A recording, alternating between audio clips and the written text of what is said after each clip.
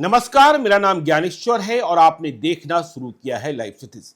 देखिए, मेरे पास आदेश है, बिहार सरकार का आदेश अभी से कुछ देर पहले ही निर्गत हुआ है और इसके बाद फिर से हम यह कहने की स्थिति में हैं कि बिहार में वित्तीय संकट और गहरा गया है। देखिए, हम यह बात कई दिनों से कह रहे हैं, लेकिन हमारे कहने का आशय और हमारे कहने का मतलब, हमारे कहने का उद्देश्य यह बिल्कुल नहीं है कि हम नीतीश कुमार को कह रहे हैं कि आप शराबबंदी खत्म कर दीजिए। शराबबंदी जारी रखना है, शराबबंदी खत्म करना है, फैसला नीतीश कुमार को लेना है। नीतीश कुमार की जिद को सभी जानते हैं। लेकिन अभी से कुछ देर पहले बिहार सरकार के वित्त विभाग के विशेष सचिव मुकेश कुमार लाल, जो आईएएस प्राधिकारी हैं, उनका जो आदेश निर्गत हुआ है, उसके बाद इस बात को बल मिल रहा है कि बिहार के खजाने में संकट है। देखिए, यह बात आदेश में नहीं कही जाएगी, कैसे कह लेगी सरकार फिर एक्सपोज हो जाएगी। लेकिन जो आदेश जारी हुआ है उसमें मुकेश कुमार लाल, वित्त विभाग के विशेष सचिव ने सभी अपर मुख्य सचिव, ध्यान से सुनिएगा, सभी अपर मुख्य सचिव, प्रधान सचिव मतलब विभागों के सभी विभागाध्यक्ष, सभी प्रमंडलीय आयुक्त, सभी जिला प्राधिकारी, सभी कोषागार प्राधिकारी, सभी निकासी एवं व्ययन प्राधिकारी, तो बचा क्या, इन सबों से कहा गया है कि 10 मार्च 2026 तक, तारीख नोट कीजिए, इसके बाद क्या होगा वह भी हम बता देंगे। 10 मार्च 2026 तक केवल, मैं फिर कह रहा हूं, केवल स्थापना एवं प्रतिबद्ध व्यय मद में वेतन, पेंशन, सहायक अनुदान, वेतन एवं संविदा कर्मियों के मानदेय भुगतान से संबंधित विपत्र ही कोषागार में पारित किए जाएंगे। क्या कहा गया कि वेतन और पेंशन से संबंधित जो मानदेय हैं, उनके विपत्र ही कोषागार से पारित किए जाएंगे। तो हमने आपको बताया कि बिहार में देखिए संकट है। सरकार ने फैसला किया है कि अभी सिर्फ वेतन और पेंशन ही देंगे। देखिए, जब हमने इस मसले पर पहले दिन वीडियो किया था तो विधानसभा में सवाल उठा और बिहार सरकार के वित्त मंत्री विजेंद्र प्रसाद यादव को इस बात का ऐलान करना पड़ा कि वेतन संकट तो नहीं होने देंगे। और इसका परिणाम यह रहा कि होली के पहले ही, होली 4 और 5 मार्च को है, फरवरी माह का वेतन बिहार सरकार के कर्मचारियों को फरवरी माह में ही निर्गत किया जा रहा है। तो देखिए, केवल वेतन और पेंशन मिलेगा, कोई अन्य विपत्र का भुगतान नहीं होगा। तो सरकारी खर्चे, विकास के खर्चे सिर्फ स्थापना मद के खर्चे नहीं होते हैं, डेवलपमेंट के जो काम होते हैं उनके खर्चे भी होते हैं। तो किसी को कोई भुगतान नहीं होने जा रहा है वेतन और पेंशन के अलावा। अब सरकार ने तर्क क्या दिया? सरकार कह रही है वित्तीय अनुशासन। देखिए, खजाना खाली है यह कहने की स्थिति में नहीं है। आपको पता ही है कि 2025 के विधानसभा चुनाव में किस तरीके से रेबरिया बांटी गई, किस तरीके से रेबरियों को बांटने के लिए जिसका बजट में प्रावधान नहीं था, जिसके लिए बजट में राशि स्वीकृत नहीं थी, चाहे महिलाओं को पैसा देना हो, चाहे बिजली 125 यूनिट फ्री करनी हो, चाहे सामाजिक सुरक्षा पेंशन की राशि बढ़ाई जानी हो, सरकार ने फैसले किए और कितने हजार करोड़ रुपए बांटे, यह सबको पता है। तो अब सरकार, मुकेश कुमार लाल का पत्र यह कहता है कि जो हम कर रहे हैं वह वित्तीय अनुशासन के लिए आवश्यक है। अरे भाई, बिहार सरकार, जो बिहार सरकार के वित्त विभाग के प्राधिकारी हैं, क्या आपको अप्रैल 2025 से फरवरी 2026 तक के बीच में वित्तीय अनुशासन का ख्याल नहीं आया?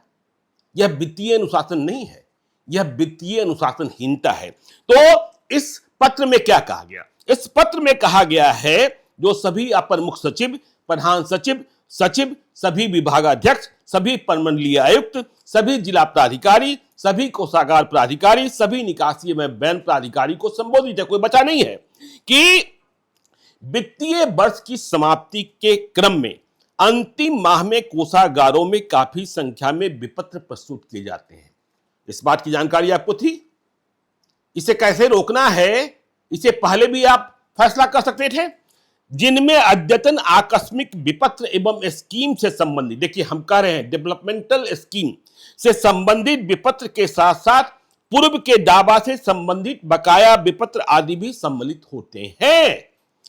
इस कारण वित्तीय वर्ष के अंतिम माह यथा फरवरी एवं मार्च में कोषागार में अत्यधिक दबाव उत्पन्न हो जाता है। वित्तीय अनुशासन शब्द इस्तेमाल किया गया। वित्तीय अनुशासन बनाए रखने के लिए यह अपेक्षित है कि कोषागार में प्रस्तुत विपत्रों की सम्यक जांच नियमानुसार की जाए।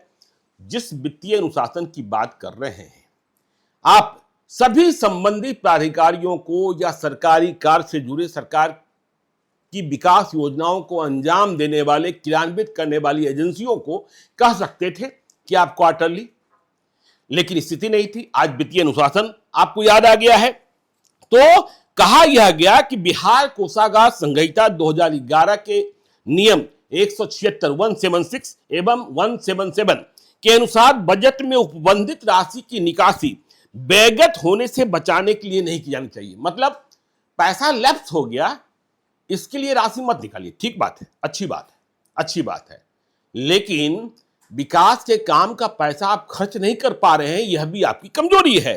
तथा कोषागार में उतनी ही राशि की निकासी की जानी चाहिए जितना तत्काल व्यय हेतु आवश्यक है।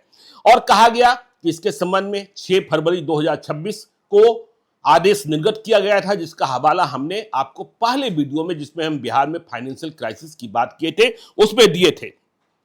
तो तीसरे कंडिका में कहा गया कि वित्तीय अनुशासन बनाए रखने हेतु निर्गत विस्तृत दिशा निर्देश 6 फरवरी 2026 के बावजूद विभागीय स्तर पर यह संज्ञानित हुआ है कि कोषागारों में काफी संख्या में विपत्र प्रस्तुत हो रहे हैं तथा उनकी सम्यक जांच में कठिनाई हो रही है। यह स्थिति वित्तीय संव्यवहार हेतु निर्धारित मानकों के सापेक्ष नहीं है, इसलिए निम्नांकित निर्णय संसूचित किए जाते हैं। संसूचित कर दिया गया क्या? दिनांक 10 मार्च 2026 तक केवल स्थापना एवं प्रतिबद्ध व्यय मद में वेतन, पेंशन, सहायक, अनुदान, वेतन एवं संविदा कर्मियों के मानदेय भुगतान से संबंधित विपत्र ही कोषागार में पारित किए जाएंगे। इसके पश्चात अन्य विपत्रों की नियमानुसार जांच करने के उपरांत कार्रवाई करने की कार्रवाई की जाएगी। मतलब 10 मार्च के बाद अब यह कार्रवाई की बात कर रहे हैं, 31 मार्च आ जाएगा। अब सोचिए, जहां जहां काम हुए हैं उनका यदि स्थलीय निरीक्षण का फैसला किया गया तो कब स्थलीय निरीक्षण होगा, कब जांच रिपोर्ट आएगी, कौन इंजीनियर कराएगा नहीं कराएगा, होना चाहिए या पहले ही हो जाना चाहिए था। तो सरकार की लापरवाही इसलिए है कि सरकार वित्तीय संकट में है, दबाव में है, सरकार के पास पैसे नहीं है, यह सच बात है। तो अब नीतीश कुमार इस संकट से, देखिए जब से हमने इस सिलसिले में वीडियो करना शुरू किया है, लोग लगातार हमें मेल कर रहे हैं, जानकारियां दे रहे हैं। आशा कार्यकर्ताओं को मानदेय नहीं मिला है, कौशल विकास कार्यक्रम है सरकार की महत्वाकांक्षी योजना, उनके पैसे पिछले कई महीनों से नहीं मिल रहे हैं। राज्य भर में 1800 केंद्र हैं। स्टूडेंट क्रेडिट कार्ड, देखिए उसमें गड़बड़ियों की बात हमने की है, हम खबर सीधी चला रहे हैं, लेकिन हम यह नहीं चाहते कि यह महत्वाकांक्षी योजना बंद हो जाए। लेकिन जो राशि निर्गत करने वाली एजेंसी है, जो बिहार राज्य शिक्षा वित्त निगम लिमिटेड है, वहां मैनेजिंग डायरेक्टर का पद ही छोड़ दिया गया खाली। तो जब पद ही खाली है तो कहां से पैसा का भुगतान होगा? और खबर आ रही है कि पैसे दिए भी नहीं जा रहे हैं, तो स्टूडेंट क्रेडिट कार्ड का भी पैसा। तो अब सिर्फ वेतन और पेंशन, देखिए माननीयों का सब कुछ चलता रहेगा, लेकिन वेतन पेंशन के अलावा बिहार में अभी कुछ किसी चीज का भुगतान नहीं होना है। अब इस संकट से कैसे निकलेंगे? नीतीश कुमार के मंत्री लगातार कह रहे हैं कि शराबबंदी खत्म नहीं होगी, क्योंकि आम लोगों को यह लगता है कि यदि सरकार शराबबंदी खत्म कर दे तो सरकार को राजस्व प्राप्ति का एक बड़ा माध्यम मिल जाएगा। यह राशि 10,000 करोड़ रुपए सालाना तक हो सकती है, इससे भी अधिक हो सकती है।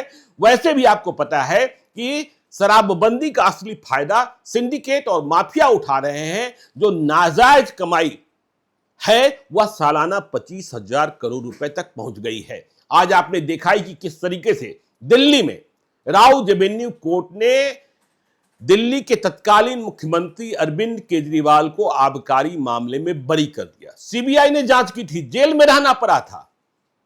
तो अब नीतीश कुमार क्या करेंगे? नीतीश कुमार कब फैसला लेंगे, समीक्षा होगी नहीं होगी, यह उनके विषय का मसला है। हमारा मसला यह था, हमें यह बताना था कि बिहार में वित्तीय संकट है और यह इस पत्र से इस बात की गवाही भी मिल रही है। तो आप देखते रहिए लाइव क्षितिज को। यदि अब तक आपने हमारे यूट्यूब चैनल लाइव क्षितिज को सब्सक्राइब नहीं किया है तो जरूर कर लीजिएगा, और यदि इस वीडियो को आप फेसबुक पेज के माध्यम से देखो, पेज को लाइक कीजिएगा, हैंडल एक्स पर भी हमें फॉलो कीजिए। धन्यवाद।